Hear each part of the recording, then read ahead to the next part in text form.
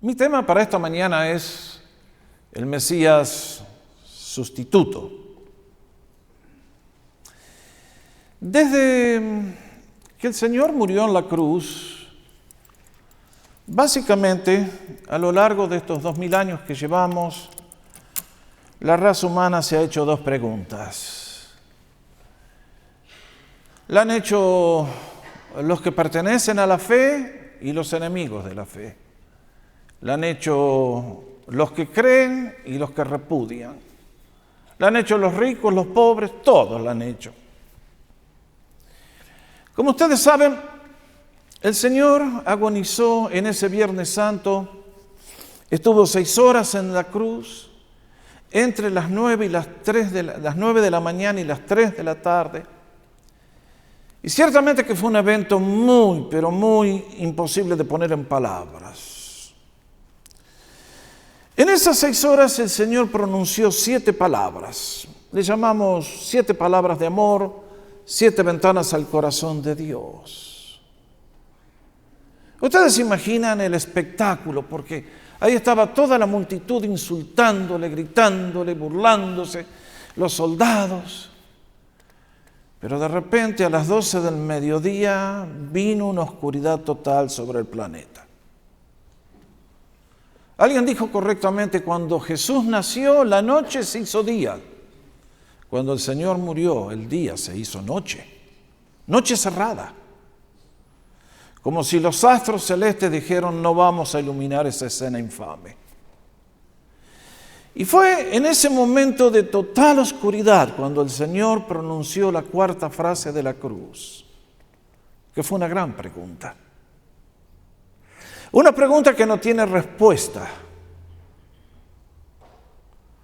Cuando el Señor dijo, Dios mío, ¿por qué me abandonaste? Las dos preguntas que ha perseguido a la raza humana desde aquel día han sido, ¿por qué Jesús tuvo que morir? ¿Y por qué Jesús tuvo que morir en una cruz? Desde entonces, distintas personas han intentado ofrecer una respuesta. Algunos nos dicen, para intentar contestar la primera pregunta, ¿por qué el Señor tuvo que morir? Nos quieren recordar que Jesús murió para darnos un ejemplo de lo que es el amor que debe anidar en tu corazón y en el mío. Ciertamente que el amor es la esencia de la vida humana. La persona que no ama no vive, porque fuimos creados para amar. Y los que dicen que Jesús murió para darnos un ejemplo de lo que debe ser el amor, algún tipo de fundamento tienen en la Biblia si lo quieren encontrar. Citan este versículo de 1 Pedro, capítulo 2, donde el apóstol nos recuerda, porque para este propósito ustedes han sido llamados, pues también Cristo sufrió por ustedes, dejándoles ejemplo para que sigan sus pisadas, sus pasos.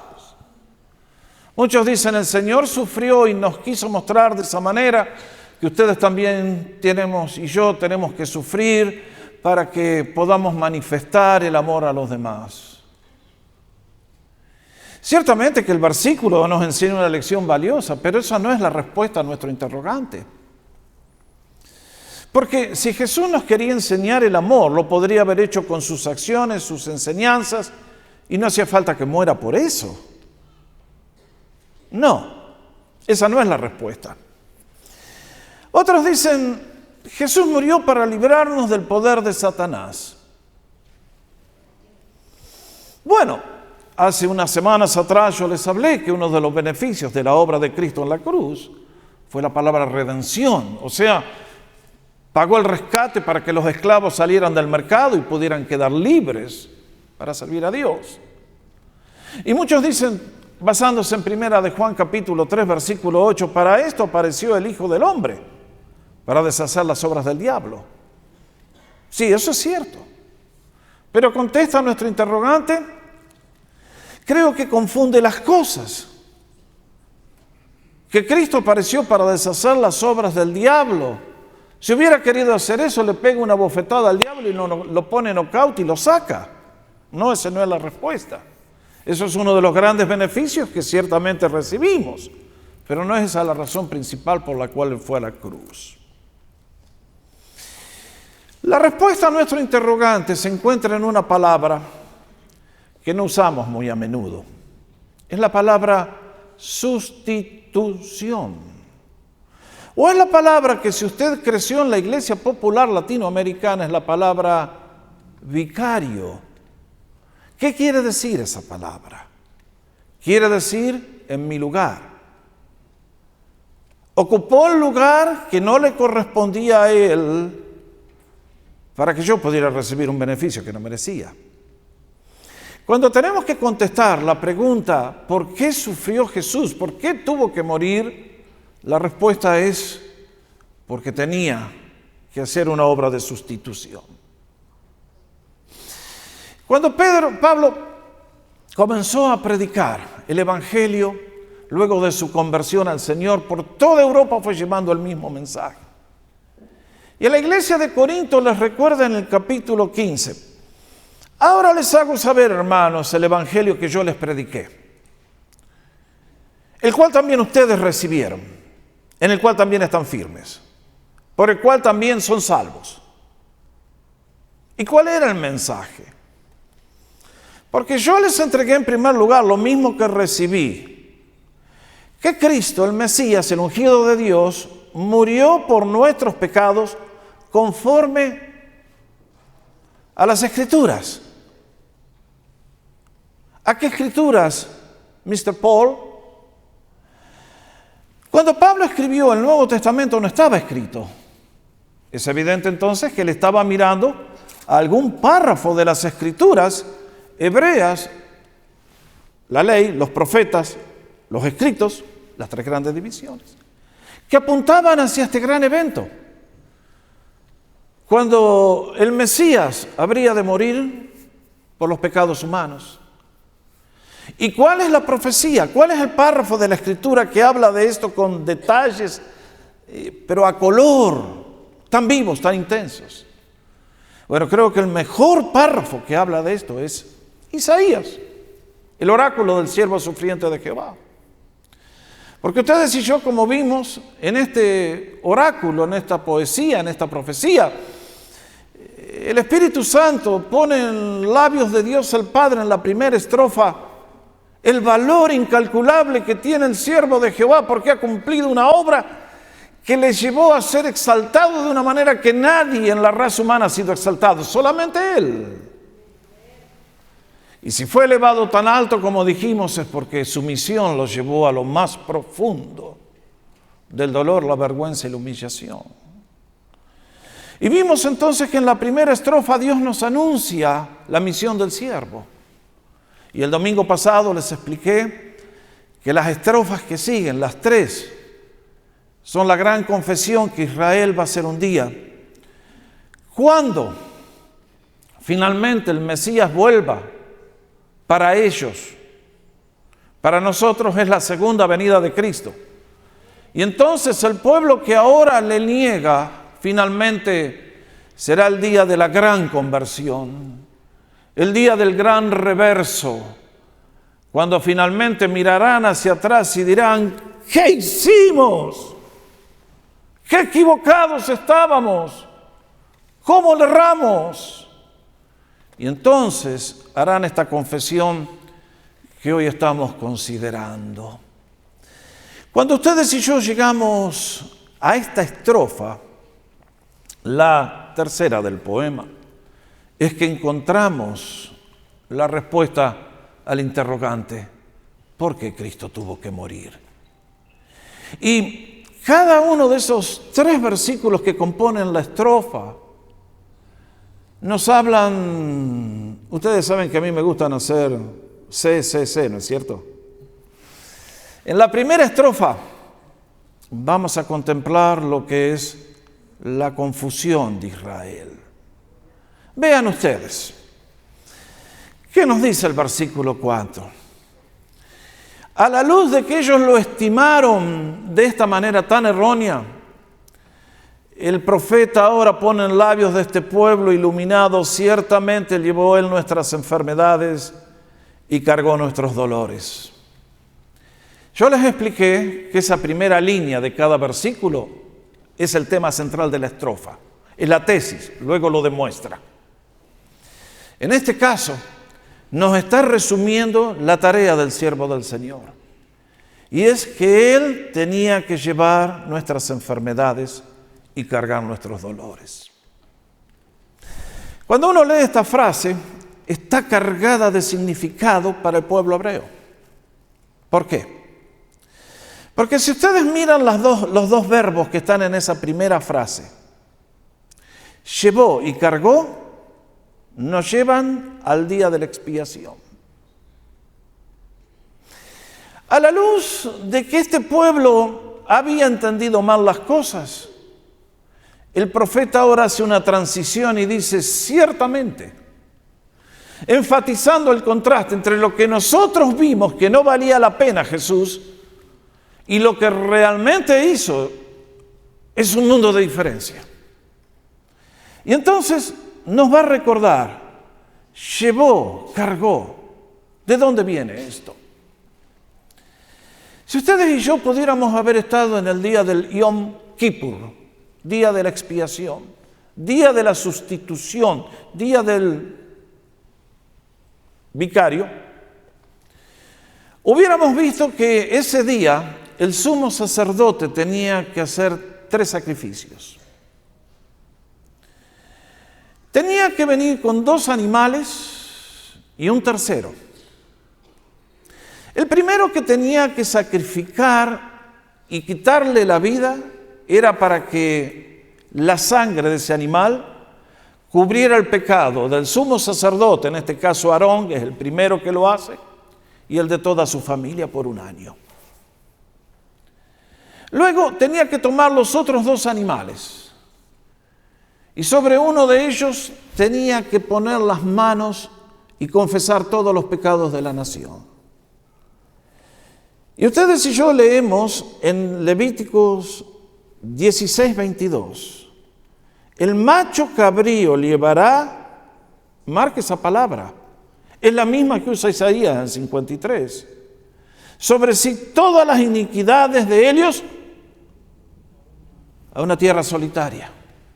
Qué interesante. El Espíritu Santo siempre es muy preciso en el uso de las palabras. La Biblia no es un libro escrito por hombres. Sí, nosotros registramos la revelación, pero el Señor que inspiró este libro bendito no cometió un solo error. En la mente judía sabían muy bien cuando leen esto, que el llevar de Levítico 16, el cargar de Levítico 16 es lo mismo que el Señor cumplió en la cruz. Y qué interesante que la misma palabra no se nota en nuestras versiones, lamentablemente. Fue la frase que usó Juan el Bautista siglos después, cuando aquel día señalando con el dedo dijo, he aquí el Cordero de Dios que... Nosotros usamos la versión del 60, quita. A mí me gusta más la versión inglesa que dice, carried away. Juan el Bautista tenía la misma visión de Isaías. Está mirando al día cuando aquel animal se oraba sobre él y se perdía en el desierto y allí moría de hambre. Es lo que Cristo realizó, cuando Él cargó todos los pecados de la raza humana.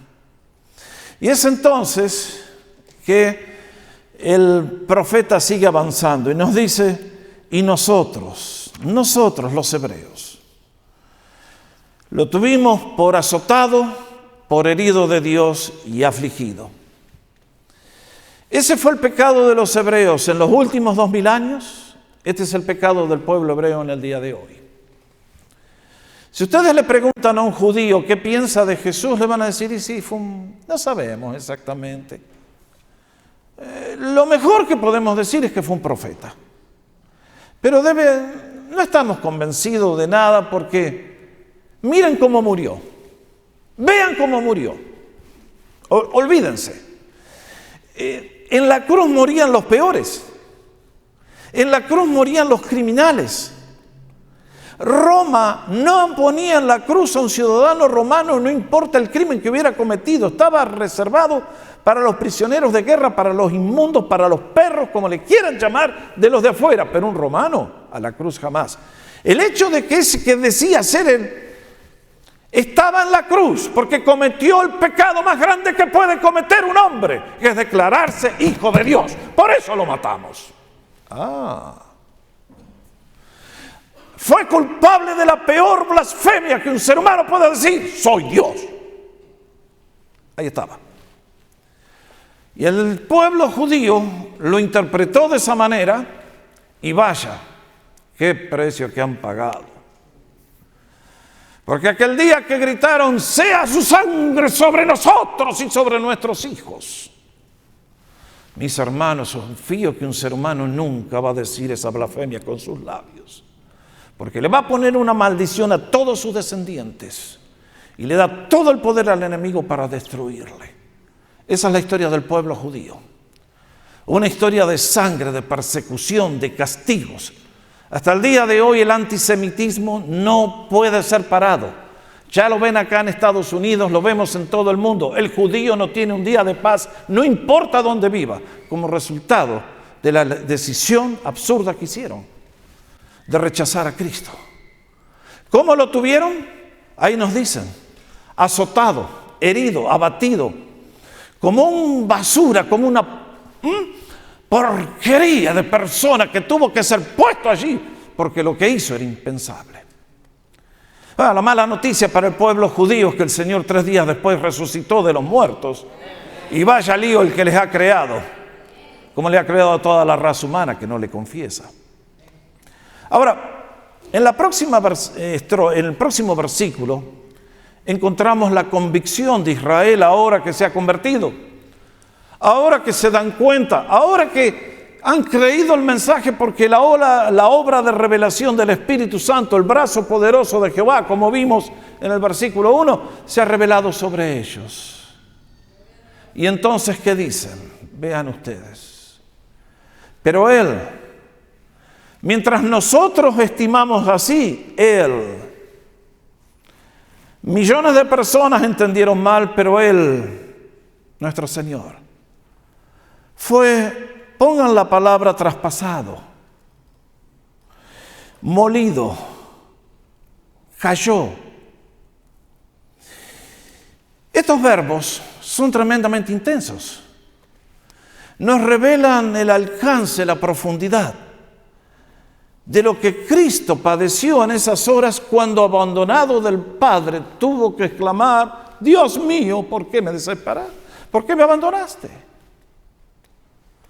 Yo leo el Evangelio de Lucas, los que cuentan la crucifixión, los 4 evangelios, y el Evangelio a mí no me cuenta nada de lo que Cristo vivió.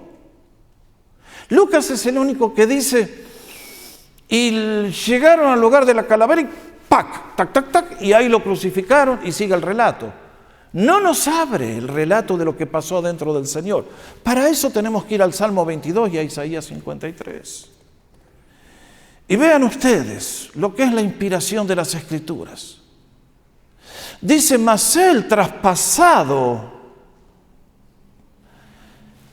Isaías vivía en años 700 antes de Cristo. ¿Existía la crucifixión en el año 700 antes de Cristo? No. ¿Quién inventó la crucifixión? Los romanos. ¿Y Roma cuándo empezó la gran ciudad eterna? 500 años antes de Cristo. Y el imperio se expandió y llegó a alcanzar su cúspide 100 años de Cristo. Y fue en esos años que Roma dijo: ¿cómo podemos desalentar el crimen y pagarle de la peor manera posible, con el máximo sufrimiento, a alguien que se rebela contra la ley romana? Y entonces el diablo tiene que haber dicho: crucifíquenlo. El que moría por crucifixión moría de una muerte espantosa. Y acá nos dice que el Mesías, nuestro Señor, fue traspasado. Está hablando de los clavos de la cruz, Está hablando de los clavos en sus manos, en sus pies. Como nos cuenta Juan, el lanzazo final, una vez después que ya estaba muerto. Nos dice que fue molido por nuestras iniquidades. Ustedes, señoras que saben cocinar, ¿usted tiene un mortero en la casa? Ustedes y yo tomamos un mortero, por ejemplo, para moler especies. Usted pone un grano de pimienta o de la especie que quiera y después le da con el... Cuando termina la obra, de lo que usted ha molido no queda ni el recuerdo. Lo pulveriza. Este es el verbo que utiliza el profeta para describir lo que Cristo vivió en la cruz.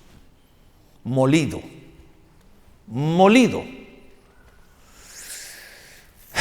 Uno se pone a pensar en lo que el Señor vivió en el camino con los látigos, la corona de espinas, los golpes.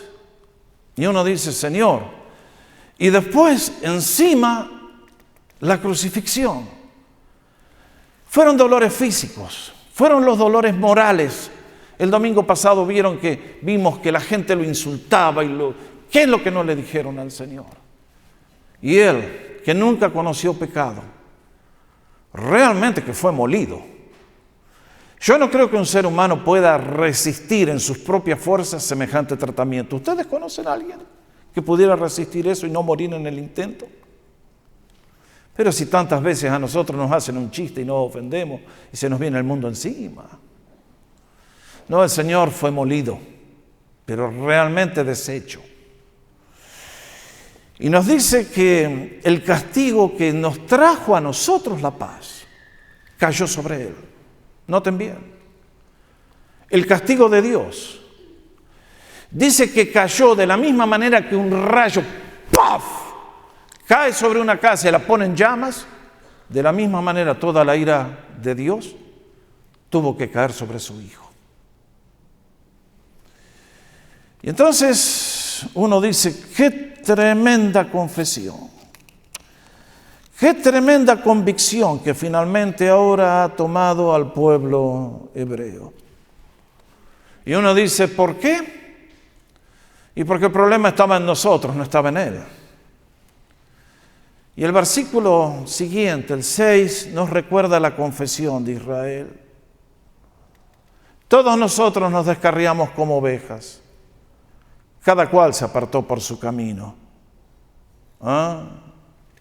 Sí, somos, you, y yo, y todos. Esto es algo que a nadie le gusta que le recuerden. Que ustedes y yo, frente al Creador, no hemos estado a la altura de nuestros privilegios. Y ni nos hemos comportado como animales sabios. Si ustedes le preguntaran a un pastor de ovejas, a alguien que trabaja en el campo criando animales, ¿cuál es el animal más tonto que hay en el mundo? Les va a decir. ¿Cuál? La oveja.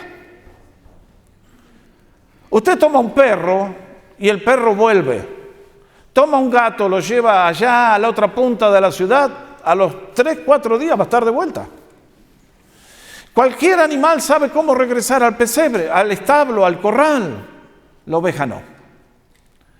La oveja ha sido creada por Dios para recordarnos quiénes somos nosotros, que no podemos ni mirar las consecuencias, ni podemos medir los peligros, solamente la oveja existe por la protección del pastor. Va comiendo yuyo, va comiendo yuyo, va comiendo yuyo, llegó la noche y no puede volver. Si el pastor no la trae de regreso, la oveja está perdida. Y nos dice que cada uno de nosotros nos hemos descarriado como ovejas. ¿Qué quiso decir el Señor?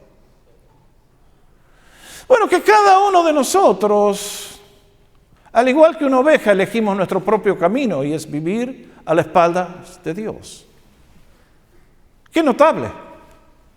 Nos dice que cada uno se alejó por su camino. Qué notable que cada persona que está aquí en esta casa tiene un pecado de preferencia. Usted lo tiene. No me diga que no. Es la carnada que siempre usa el diablo para hacerlo creer. Siempre le baja el mismo anzuelo con la misma carnada y usted... Yo digo eso porque ese no es mi problema. Nadie se escapa de esta ley. Miren, a unos se les da por un lado, a otros se les da por otro, pero todos violamos los mandamientos de Dios y sus leyes, y cada uno vive de acuerdo a su preferencia. Yo llego a la semana de la cruz y ¿qué encuentro? Que Herodes se perdió por culpa de la inmoralidad sexual. Estaba dispuesto a escuchar la predicación, pero quería su pecadito. Los religiosos, ¿por qué perdieron el alma? Porque eran tan arrogantes que no podían reconocer la voz de Dios en un joven encarnada. ¿Por qué la perdió Pilato? La vocación, la carrera política. To be politically correct. Y mis hermanos, cada ser humano que está en este mundo pierde su alma y su destino eterno por culpa de un pecado particular. Tú lo sabes. Tú lo sabes muy bien. Es lo que te hace llorar y es lo que te hace sufrir. Y tantas veces dijiste, soy un esclavo, necesito libertad. Pero cuando escuchaste la voz de Dios que te ofrecía la puerta de esperanza, dijiste, no sé si estoy interesado. Es notable. El pecado humano es como un arco iris con un espectro gigantesco. A unos se les da por la inmoralidad, a otros se les da por la religiosidad. Es notable como el diablo, con tal de destruirnos, nos da una cantidad de opciones tan grandes. Hay gente que en el día de hoy jamás pisarían una iglesia porque están completamente demonizados y perdidos. Pero hay otros que están muy cómodos en la casa de Dios, escuchando el mensaje por años y nunca se salvan.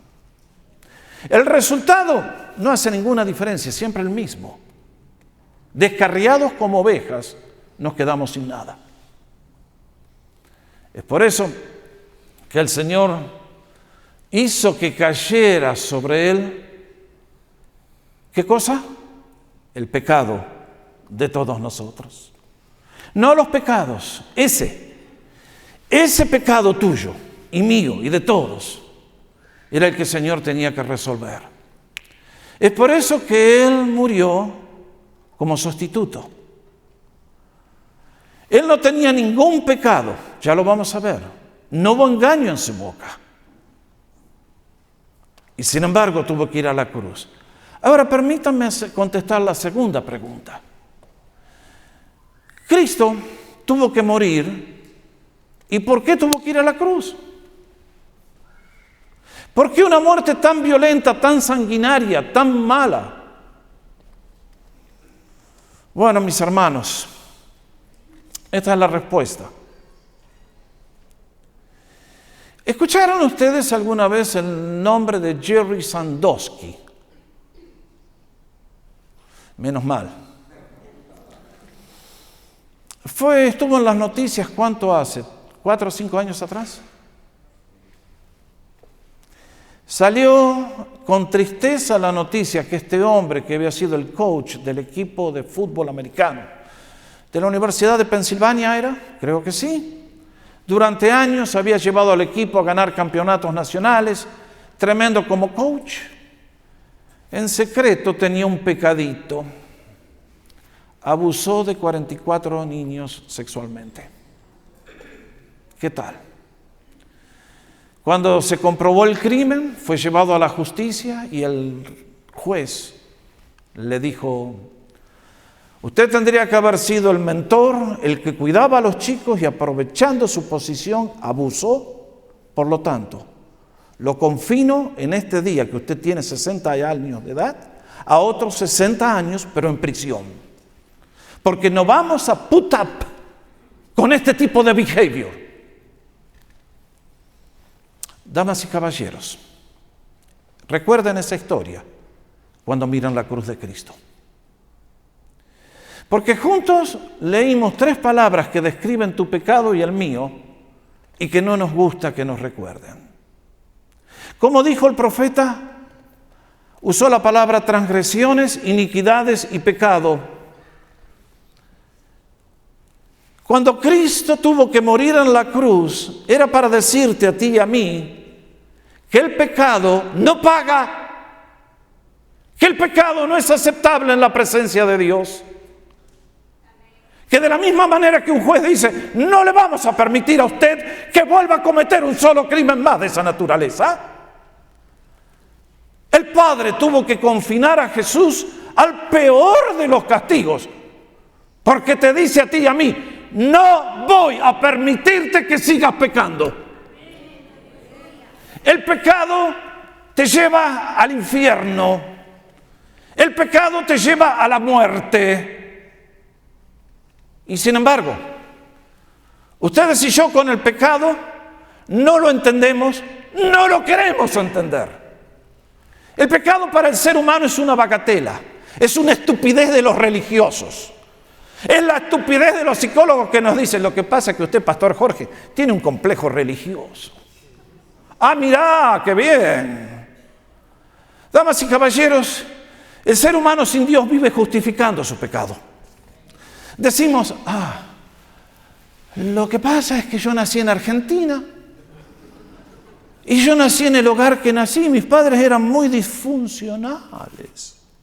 Y yo nací y me mandaron a la escuela que me mandaron, donde todos los chicos eran pandilleros y drogos y mala persona. Por eso yo agarré los hábitos de ellos. Y la culpa la tiene el Estado que no me paga los tratamientos, y la culpa la tiene el otro, y la culpa la tiene el otro, y la culpa la tiene el otro, todos menos yo.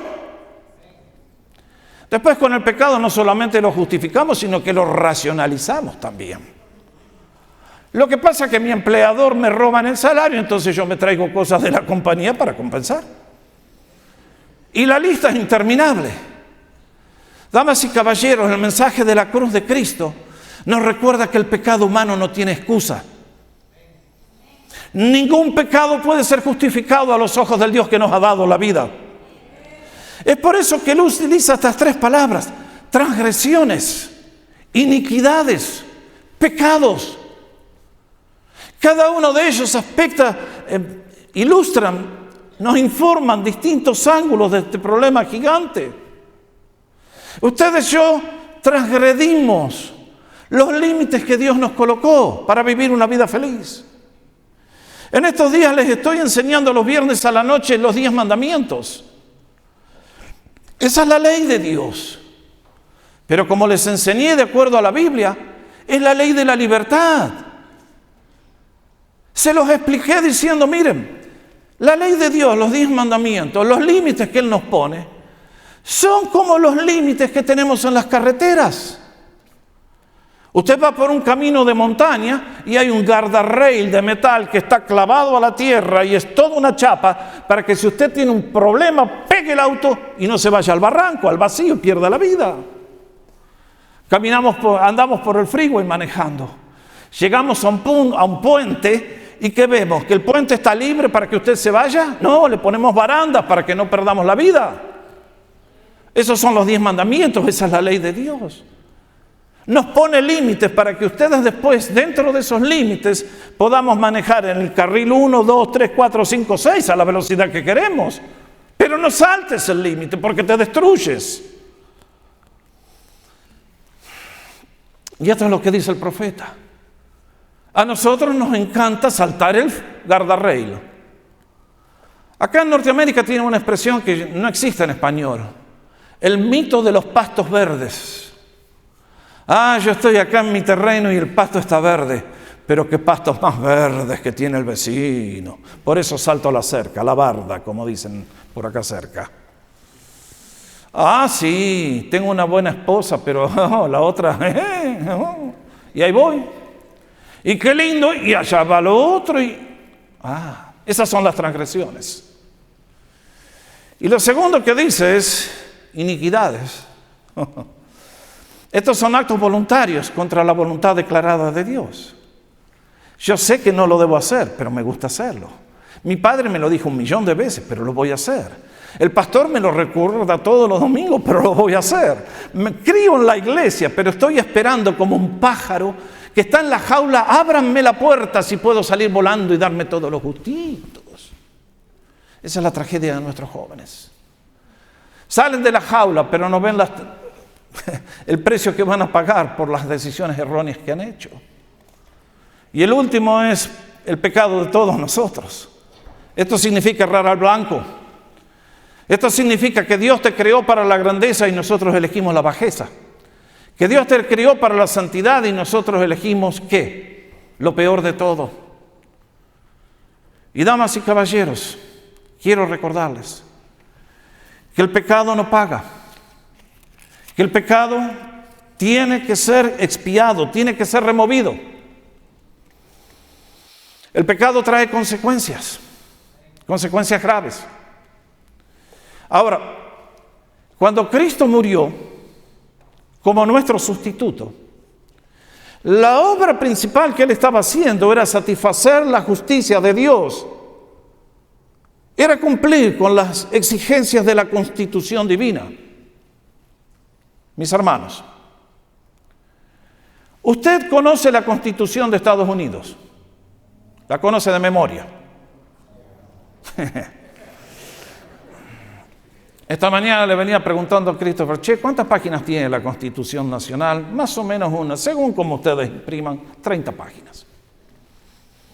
Ustedes se dan cuenta, nosotros no la conocemos. Pero eso cambia la realidad. Este país se rige por la Constitución Nacional. La Suprema Corte está para interpretarla y declarar así funciona. ¿Se acuerdan las elecciones del año 2000? Cuando hubo un empate casi, se estaban contando los votos y llegó el último estado, Florida. ¿Y qué pasó? Que siempre los resultados de las elecciones se conocen a las 2 o 3 horas. Ese día no. La cosa estaba tan cerca, pero tan cerca, que hubo que contar los votos a mano. ¿Se acuerdan las escenas de los tipos mirando a ver si podían ver a dónde había marcado el votante? ¿Cómo se decidió aquella elección? ¿La decidieron los votantes? No. La Corte Suprema tuvo que decir, el que ganó esta elección es Mr. Bush, Mr. Gore, lo siento mucho. Miren si no hubiéramos tenido la Constitución Nacional y una Corte honesta que la interpreta bien.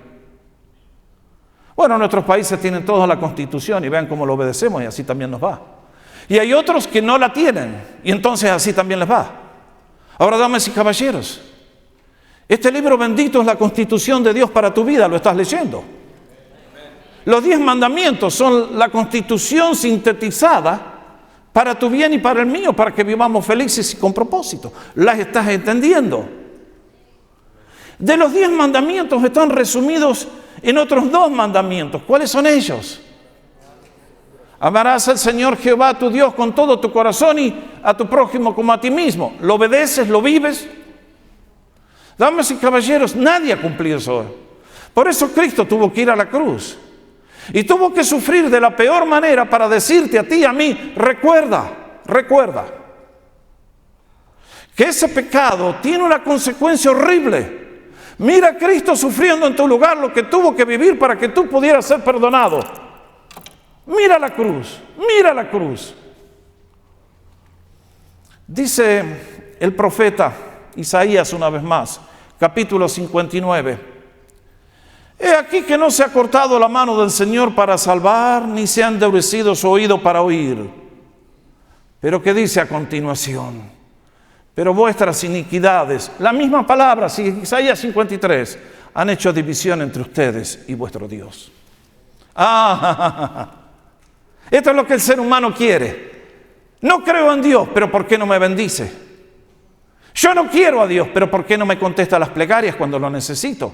Claro, Dios es nuestro sirviente y el que nos tiene que dar todos los caprichitos, Santa Claus. No, Él es Dios. Y es un Dios de justicia y de santidad. Sorry. Y sigue diciendo el profeta, y vuestros pecados han hecho que oculte su rostro para que no les escuche. Noten ustedes, ¿cuántos creyentes se quejan de que sus oraciones no son contestadas? ¿Por qué el Señor no contesta tantas oraciones?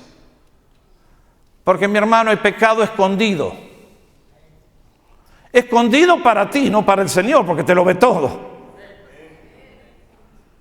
Tantas oraciones en vano se levantan por semana. Señor, olvídate, no pierdas tu tiempo. Si hay gato encerrado, el Señor no contesta esas súplicas.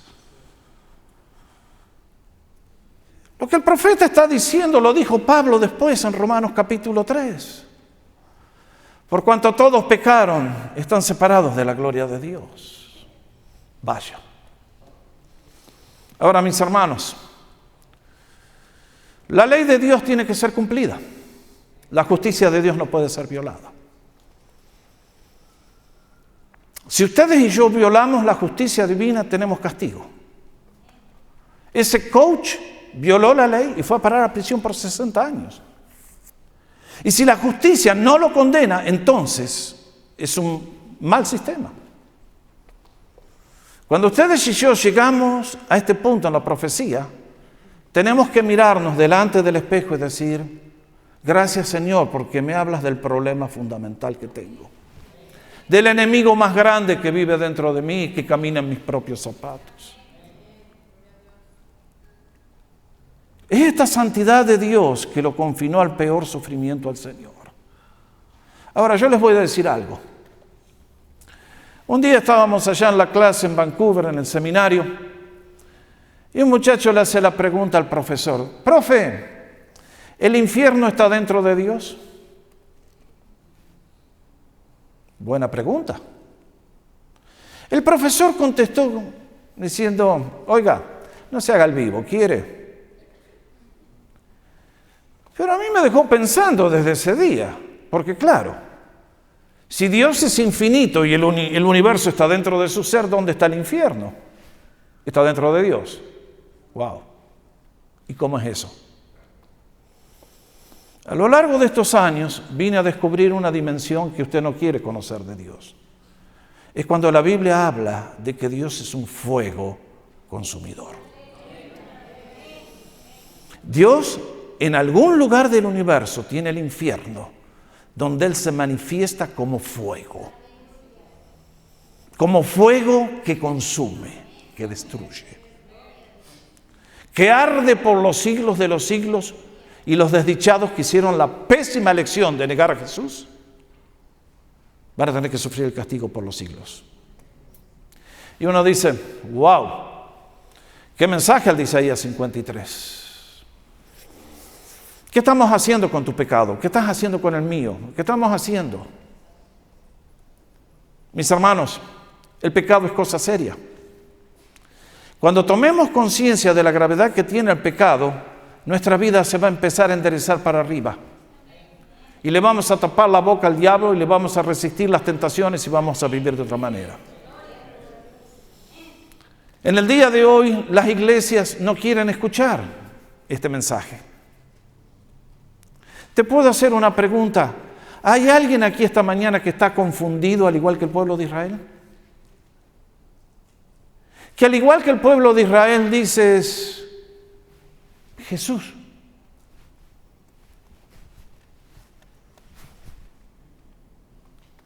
Hay gente que ni lo conoce ni saben quién es. Hay otros que están peor. Sabiendo de Él, dicen que es un buen maestro. Bueno, mis hermanos, yo les voy a decir algo. En la mitad de las iglesias en Estados Unidos se predica que Jesús es un buen maestro. Bueno, yo te voy a decir algo. Si alguien dice que Jesús es un buen maestro, está blasfemando de la peor manera posible. Porque está haciendo a Jesús un irracional y un mentiroso. Y Él no fue eso. Porque Él, claro que nos enseñó el Sermón del Monte. Muy lindo. Pero Él también nos dijo: yo soy el camino, la verdad y la vida. Y lo que estaba diciendo: si tú crees en mí, yo te voy a dar el cielo. Si tú aceptas mi sacrificio en la cruz, vas a vivir conmigo por siempre jamás. Si tú vienes a mí, yo te voy a dar descanso para el alma y voy a ocuparme de todos tus problemas, pero solamente en la cruz, mirando a la cruz, creyendo en mí como tu Salvador, como tu sustituto. Esto es lo que muchos no quieren escuchar. Quieren Póngame una pomadita que me salieron unos granos grandotes. No quieren tratar con la enfermedad que está dentro. Ahora, el mensaje de la cruz de Cristo, mientras miro esos brazos extendidos, también me deja el mensaje de que es la manifestación más sublime del amor de Dios.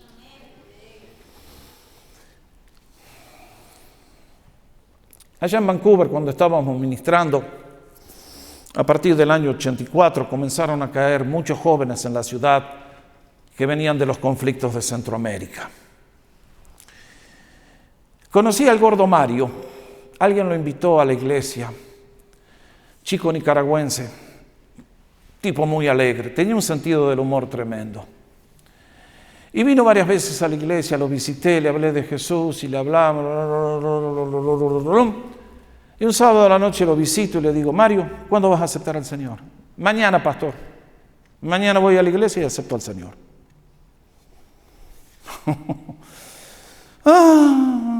Esa noche tuve que orar. ¿Saben la cantidad de gente que conozco que un día dijeron mañana acepta al Señor y nunca llegó el mañana? Porque el Señor los cortó antes. Esa mañana digo, llega Mario. Apareció Mario, qué alivio. Y terminó el culto y me viene a buscar. Me dice, pastor, estoy listo para aceptar a Cristo. Qué lindo, qué bueno. Entonces nos fuimos a un cuarto como acá. Y antes de empezar me dice, mire, pastor, le quiero mostrar algo. Sacó como una bolsita ahí de terciopelo, la abre y había 2 pedazos de madera. Y me dice, ¿sabe qué es esto? Y le digo, no sé. La puso junto y esos 2 pedazos de madera formaron una cruz. Y me dice, pastor, esta cruz me salvó la vida. Estaba hecho de una madera de roble gruesísima. Le digo, ¿cómo es eso? Dice, el último día de la guerra, allá en Nicaragua, yo estaba sirviendo con el ejército y los sandinistas nos emboscaron. Entramos en un cañadón con el ejército, los vehículos y yo estaba manejando un jeep y sentí un impacto brutal en mi pecho que me tiró abajo del vehículo y caí desmayado. Cuando abrí los ojos, estaban rematando a los que habían quedado con vida. Y ahora me explico por qué no me mataron a mí. Esta cruz, me dice, me salvó la vida. Y qué linda oportunidad que me dio el Señor para decirle, Mario, ¿ves esa cruz de madera que tú llevabas, desvió la bala y hoy estás vivo? Pero hoy yo te invito que con los ojos de la fe vengas a la cruz del Señor verdaderamente, porque Él murió por tu pecado y quiere ser tu Salvador y limpiarte y darte vida eterna por siempre jamás. Y aquella tarde Mario inclinó su cabeza y Cristo pasó a ser su Rey, su Señor, su Pastor, su Salvador. Y mis hermanos, en este día les digo a todos, ¿qué decimos de Jesús? ¿Hay alguien que está confundido todavía? Yo creo que todos pudiéramos decir, Él murió en mi lugar. Él cargó con mis pecados, mis transgresiones, mis iniquidades. Hoy estoy libre porque Cristo murió por mí y me ama con amor eterno. Por eso las palabras del apóstol Pablo para cerrar, porque el amor de Cristo nos obliga, nos apremia, habiendo llegado a esta conclusión, que Cristo murió por todos y por consiguiente todos ustedes y yo morimos. ¿Y para qué murió? Para que los que viven ya no vivan para sí, sino para aquel que murió y resucitó por ellos. Bendita cruz, bendito sacrificio, bendito Salvador, sea su nombre glorificado por siempre. Nos ponemos de pie para dar gracias.